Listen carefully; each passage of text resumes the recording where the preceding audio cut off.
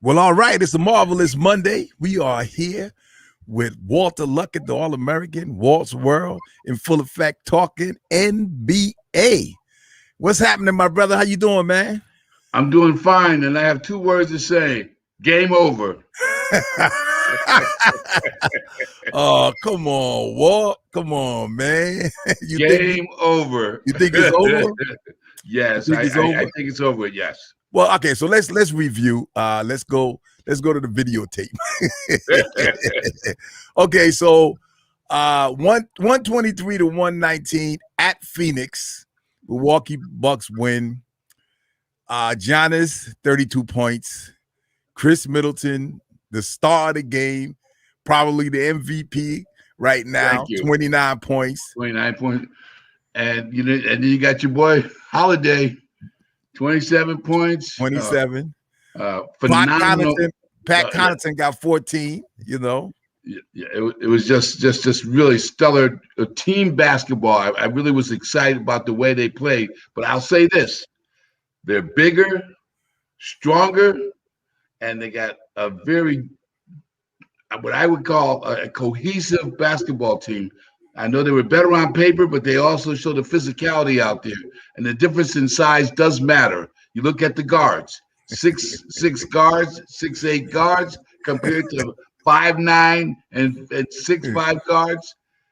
It just was not a match at the guard spots. And down low, you got 7 feet, 6'11", 6'9" to the lonely 7-foot center. And I told you, as I predicted, the Milwaukee Bucks are on their way to their first championship since 1971. Now, this is very interesting because you wasn't talking this mess in the first two games. You wasn't you was very quiet about it.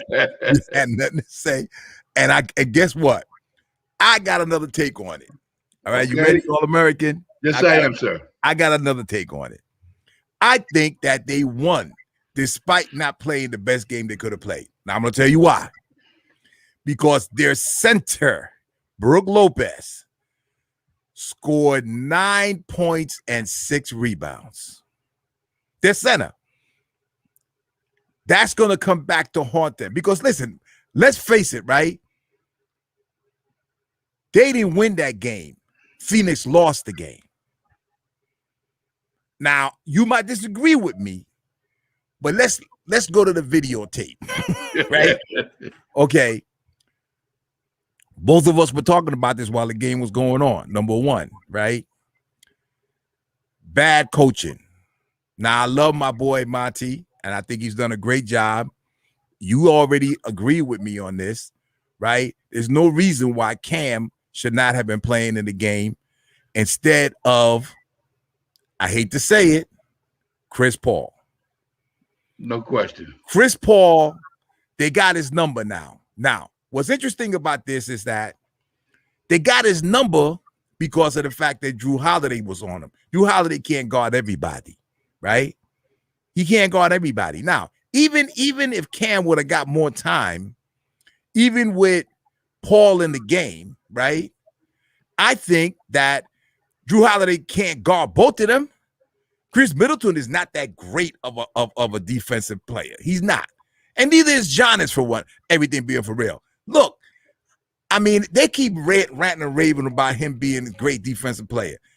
Look, man, I've seen the whole playoffs. Little guys taking him. You know what I'm saying? Juking him. And actually, those first two games, that's what they was doing to him, right? And so now, let me also say this. The other thing about, I'm not gonna go there. I need to go there. Okay, so you agree they should have never taken Booker out the game. I don't care. Absolutely. I don't care.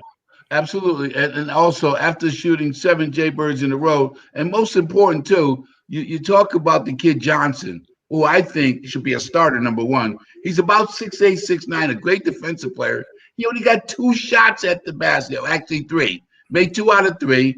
Also, he shoots over 50% throughout the season. There's no reason why a guy who comes out of North Carolina after 4 years of North Carolina basketball, which is equivalent to a sophomore in the NBA when it talks in terms of basketball experience, because every game is a big game in North Carolina.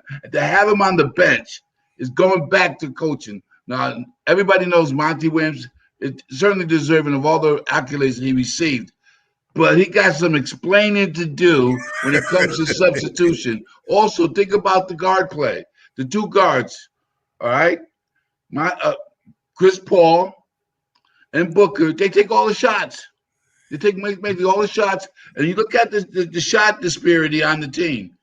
One-on-one. You can't have 3 or 4 guys just shooting 3 and 4 attempts at the basket. Because I'm gonna tell you right now, after a while, they become unhappy. You got to move that ball around, and as good as they move the ball around, there's only 2 guys to take most of the shots.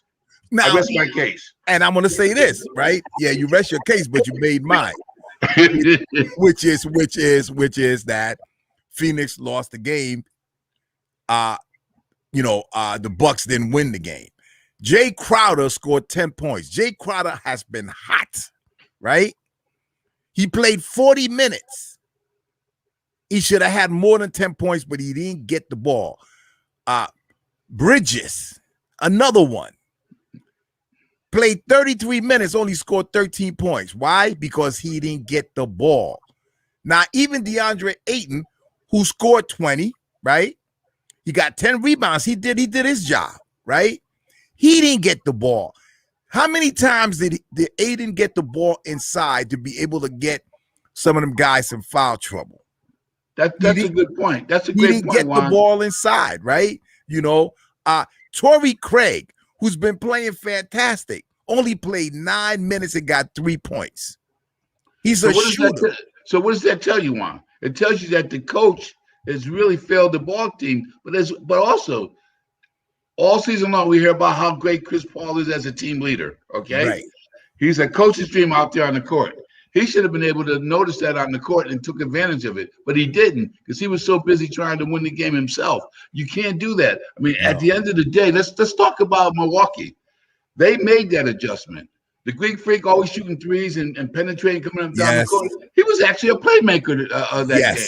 He distributed the ball, still got over 30 points. Okay, and then when you think about it, when he went down low, all right, then now Holiday has the ball in his hand, who's a true point guard at 6'6", passing the ball down low, and they were smart enough to kick it back out to Holiday and Middleton, who I agree with you, who could possibly be the MVP. Those guys were shooting high percentage because they were throwing down low, they were doubling down low, and they were able to kick it out to the wings, and those guys had a field day. So kudos to Milwaukee, but I don't contribute that to their coach. I contribute that to the team play of Holiday, Middleton, and Greek Freak, because the big three played big the other night. Now, the other thing that I also want to point out is this, right? Let's say that Phoenix played the game that they were supposed to play, can play more. They passed the ball around. It wasn't one-on-one. You know what the difference would be in that game, whether Milwaukee could win? If Phoenix plays their game, if Milwaukee does not get Brook Lopez involved in the game, Phoenix beats them. So if Phoenix comes back to Milwaukee and changes the game and, make adjustments, the adjustments we just finished talking about, right? And Brook Lopez only gets 9 points and he don't get the ball inside, we going back to Phoenix for game 7. That's real. And the playoffs is about adjustments, right? They always say that. They always say that, right? And you know what? The first 2 games, Phoenix did their thing. Milwaukee came back, made adjustments. They made adjustments in the 3rd game.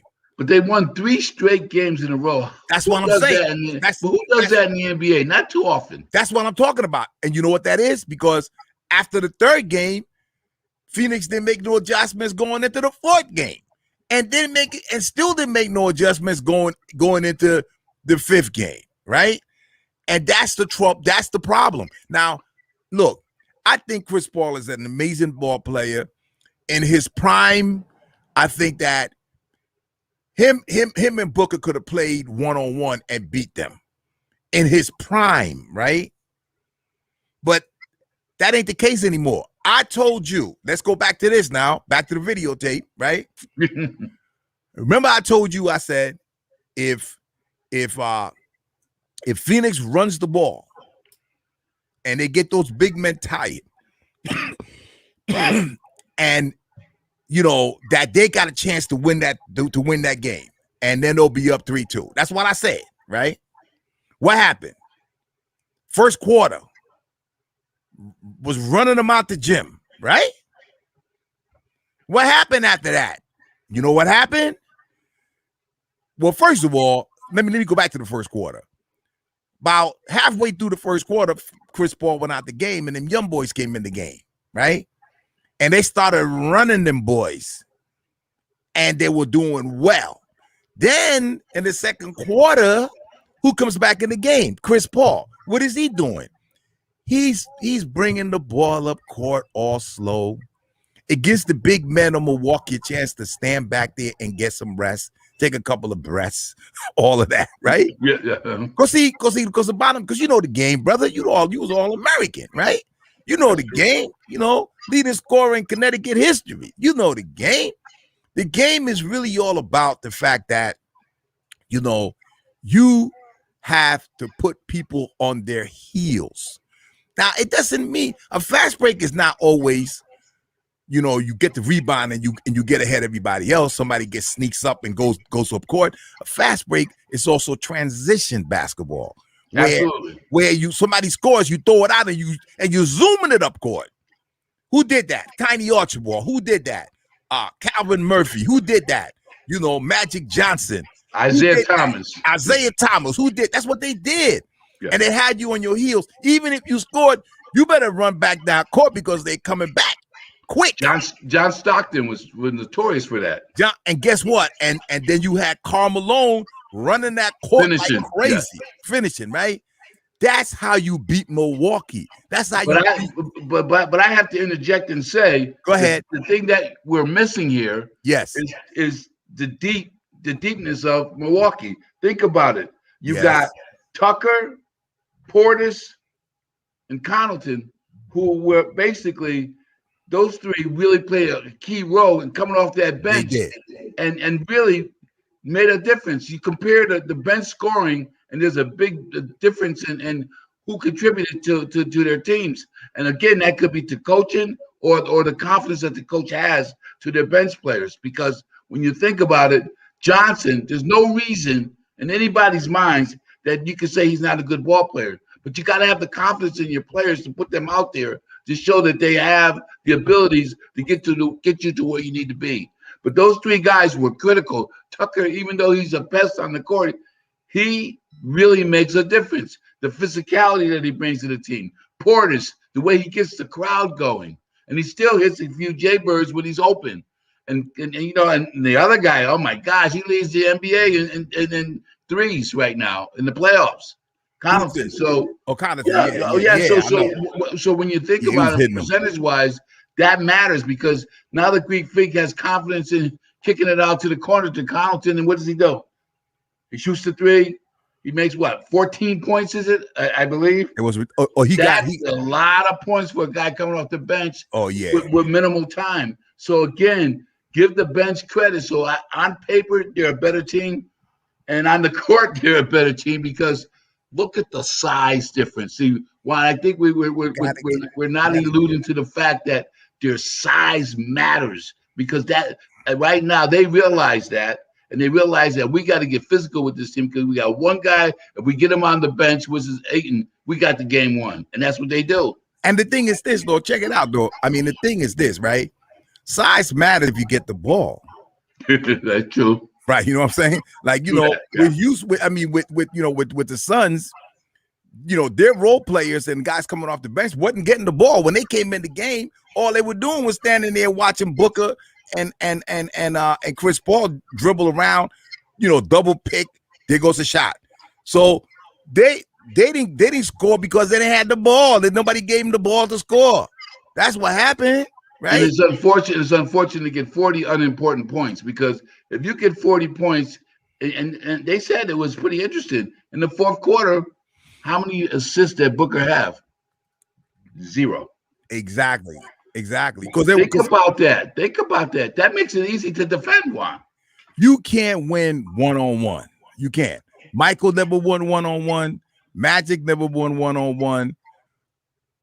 Kobe never won one-on-one. Shaq never won one-on-one. You know, Wilt Chamberlain is a prime example of somebody that went one-on-one all the time. He got the ball out there all the time, right? But he didn't win no championships. You're absolutely right. Right? Because, you know, I mean, one year he decided to show everybody that he could pass. So he led the league in assists, right? You know, but Bill Russell was running up and down the court, you know, passing it off, you know, and making everybody else better, you know, and that's what's got to happen, you know. But I'm just saying, right? I still think that we go in a 7. Well, you know, one of the things that you're really, you got a strong point there, but I'm going to argue the fact that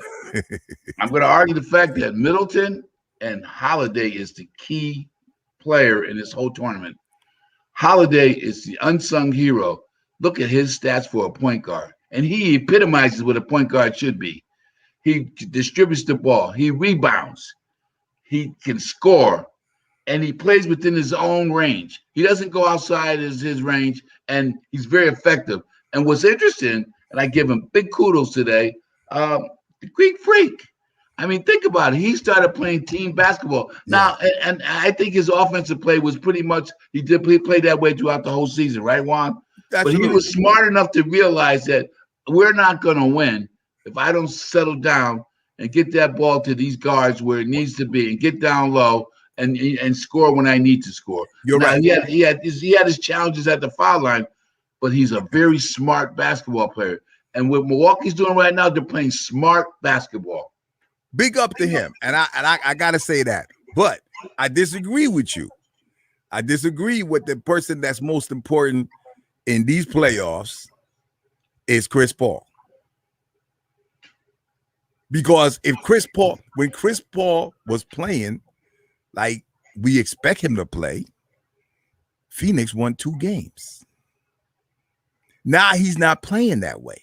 Because of Holiday. you left yourself open for that one, so I had to throw it back on you. My rebuttal was he can't play that way because he got one of the best defensive players in the NBA on his field. Well, Holiday. Well, let me say this, though, right? Let me say this. See, and that's where the adjustments come, right? If you got Holiday guarding me, you know, if I'm Chris Paul and I'm Monty Williams, if Holiday's making a difference guarding me, right? So now I got to play possum. That's what I got to play now. I can't be going off 2 picks and hitting that 10-footer like I was doing in the first 2 games. So therefore, now what you want to do is what? And this is where 40 points from Booker going one-on-one is not like 40 points from Booker because, you know, Chris Paul set him up because he played possum. That's a difference. That's a difference. Now, when you and that also has an effect on the team. It's like, you know, that was a great pass, and there was an assist and a score, right? So if there ain't no assist jumping off, and you go to playing one-on-one, you're not gonna win. And his turnovers were critical, Juan. But again, I want you to go back to the point that Holiday is 6'6". True. He is a big man that, you know, he looks small out there. He's 6'6", and he's a point guard. So he's he's very physical. You heard what he said in the postseason. I kept a body on him. You know, he said, I kept my body on him. Think about it. Chris Paul's a pretty strong guy himself, but he's only 6 foot. To have a guy 6'6", about 215, who could jump, strong as an ox, who rebound. He was all over Chris Paul. And Chris Paul could not really do what he normally does out there because I doubt very seriously if he plays every day with somebody like Holiday. Now, Holiday also, when he was down in New Orleans and all the other teams, he was always very offensive-minded. Right. And he said, I had to make the sacrifice and really play team ball with this club to get a championship opportunity. And let's face it, he makes a sacrifice, and he still dropped 27. So Yeah. going back to Chris Paul got a guy who's dropping 27 on him, who's a point guard. So we got to go back to Chris Paul. He should have been, as far as I'm concerned, I hate to say this in national television, but he needs to be explaining something when he's on the bench with Monty, trying to figure it out, because right now he's a defensive deficiency. Well, I had said that. I did say that. I said because that's what, there were a lot of plays where they caught him inside and he couldn't do nothing with him. But they foul. caught him inside, but foul, right? And that is where me and you agree, right? That Phoenix has a better chance of winning if Cam is out there, because Cam is bigger. He can play good defense and he can shoot. He shoots better than Chris Paul. He's shooting on 50%. He's on the bench. Exactly. So, but bottom line is that if Phoenix wins, I know you're gonna be singing a different song. Little Tweety Bird is gonna be singing. Also, Juan, let's be very, when you really think about the game and the completeness of the game, true. You gotta get the boards. And when you're not rebounded, you can't fast break. You can't get second shots. True. You may not. Your foul shots will probably be minimal. And right now, Milwaukee's getting all those advantages. They're getting second shots at the basket. They're rebounding. They're even fast breaking to some point. And the wonderful thing about it, their fast break now is different. You don't see Giannis leading the fast break. You see the guys who should be leading the fast break, which are the guards. So I hate to say this, Monty. Right now, you're being out coached, and and I hate to say that. Yes, right. He's coaching off emotion right now, and because I think he feels committed to keeping Paul out there. But if he wants to win a championship, he's got to do some substitution that he may not want to do. Well, I mean, I think absolutely, and I'm gonna tell you somebody that I said to you off the video the other day was that. I think Jay Crowder has been an unsung hero of these playoffs, and he should be getting the ball more. Oh yeah, and plus he's underneath that basket battling. But again, he's only like 6'3" anyway. But see the thing is that a front court of Ayton, Cam, and my boy and Crowder, that's a good situation against Milwaukee, right? And so I want to see that, and I hope that Monty's got to be thinking this. He's got to be thinking it. Well, to your point too, Juan, if Cam's in there, if Johnson's in there, he could also go to the basket and get some fouls on the team. That's true. Team. That's true. He can go to the basket and possibly, and plus he's excellent on the foul line. So he's right now. He's the piece that they really need. But overall, game over. It's over. I really think that, realistically, you can't rely on Booker dropping 40 and losing ball games. When people drop 40s and they're losing, that's not a good sign. It's not a good sign at all. Well, it's also the NBA. They need a seventh game. They need a seventh game. Well, you got to look at the substitution tomorrow. That's going to really play a part. And you got to see. Not to get off the subject, Mr. Castillo. A great development took place. This season, 7 new African American coaches are now in the NBA. There was 6, now there's 13. It's 13. I think that's phenomenal. That happened today? That happened today? Yes. Well, they announced it, and that's wonderful, when you really think about 13 new actually you had 7. There's 13 total now. So I think they're making some strides in the NBA, and give Stephen A. credit for that, because he's been on that no question. And I mean, it's a beautiful. So what do you think about that? No, I think it's a good thing. I think diversity is good, period. In every kind of American life, right? And in every kind of American business, you're going to do better if you have more diversity, right? Diversity of thought, yes, sir. Because it's gonna take you out of that, one way of thinking, right? Oh, yes. And not only that, man, it shows that you care, right? Absolutely. That you care, all right? And that's important, when we've been held down for so long, right? It's extremely important. Now, let me say this. You got to get the job done. Oh, and that's exactly very well put. You got to get the job done. But they were relying a lot these past few years on analytics, and and they're forgetting about the eye test, and also just the ability to play. I mean, when you see a guy who's much faster, and you're looking at because he's faster and he's better with the ball handling, and you start you look at some stats. Stats could be deceiving because the way they changed the game, we're playing more European basketball now. So the threes, the zone defense, they all make a difference. But talent is talent. Skills are skills. And that's why I like these former athletes that are now playing the role of coach and making some business decisions are great. Look at, you got Portland, you got Chauncey Billups. I think that's going to be a great match. Yeah, you got Dallas with Jason Kidd, New Orleans. Yeah. You got Willie Green. Washington got Wes Unseld Jr. I think that's excellent. That's Atlanta nice. Finally signed McMillan. You got Mosley down in, with the Magic. So you're going to see a new complexion of the game, and you might see the style of the game go back to that one-on-one that beat your man, or you're going to be embarrassed. Maybe we might see more one-on-one play with structure to it, because I don't care what anybody say. If you have the experience of playing, you have a lot to offer as a coach and a mentor. Yeah, and I mean, I think that the other part of it is that I think that this myth, right? That that NBA players can't get better, right? That they come in there and you don't have to deal with fundamentals, right? Exactly. And it's extremely important for a coach, no matter, even if the guy's making more money than you, right? If you don't have the right drop step, if you're not working on your jump shot, if you're not working on your foul shots, right? You know what I mean?